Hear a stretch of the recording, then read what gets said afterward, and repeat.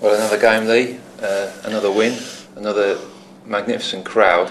Just a word on that first. I know the victory was obviously welcome and very hard fought, but best part of 44,000 for a championship game after the summer that those fans have had, you know, just beggars belief, really. It does. I mean, it's like we've come to expect nothing less than great support from Newcastle, but even this season I thought there'd be some difficult sort of games for them to come out and throw all the support into it, and to get that crowd. I mean, it's not that far off capacity, and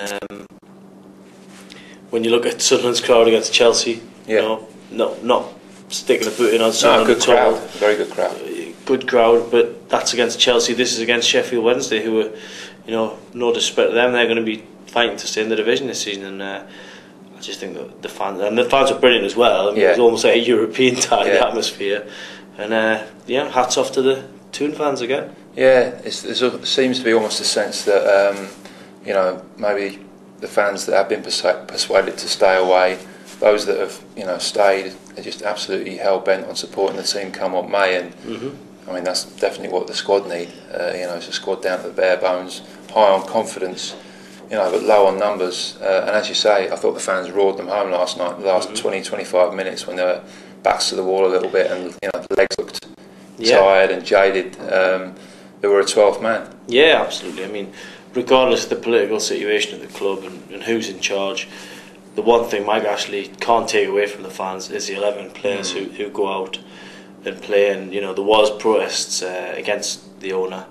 again last night, and that's something that we can't just forget in a hurry what's happened.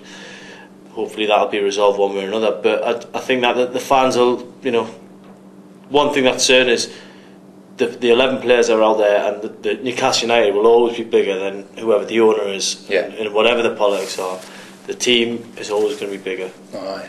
Talking about the team, I thought, as I say, they looked tired in the last half hour, maybe last night. They came through it where they probably wouldn't have done last season, albeit against better quality opposition. Yep. But still, a couple of standout performances from me. Stephen Taylor at the back. Yep. It's to be hoped that isn't a swan song. Hopefully not.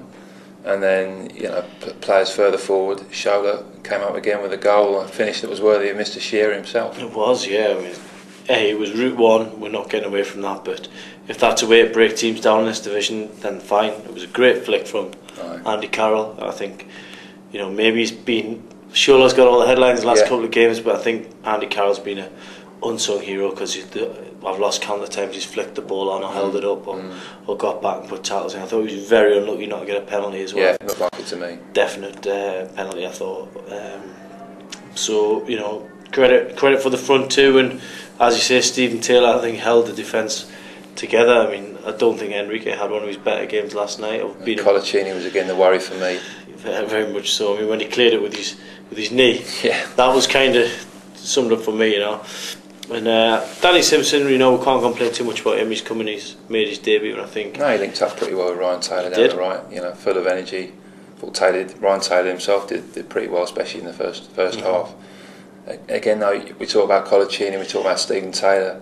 It looks to me like Stephen Taylor's carrying Colaccini at the moment, and if there's a race for the door, I know Stephen Taylor, doesn't want to leave, for many reasons. There are other reasons why he might think, well, I should leave, but certainly Colaccini's got to be first out the door for me, and if possibly there's going to be one more to go after that, I would like to think that someone like maybe Gutierrez would be ahead of Stephen Taylor in the queue.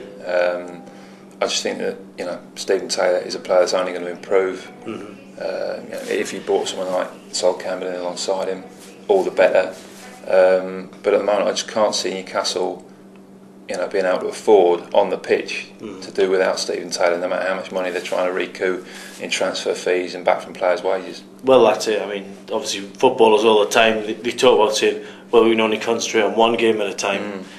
Well, we can't. We can do what we want. Basically, I'm just moving it forward to Cardiff City away. Michael Chopra. If you're asking me, Stephen Taylor marking Michael Chopra or Colaccini, then it's Stephen Taylor every single time. Hopefully, Stephen Taylor's the sort of player who'll eat him for breakfast. Mark him out the game, whereas Colaccini will just stand off and off and off.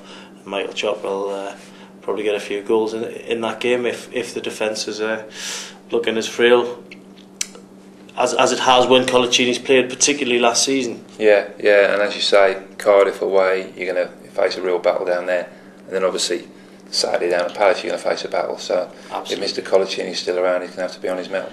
Yep.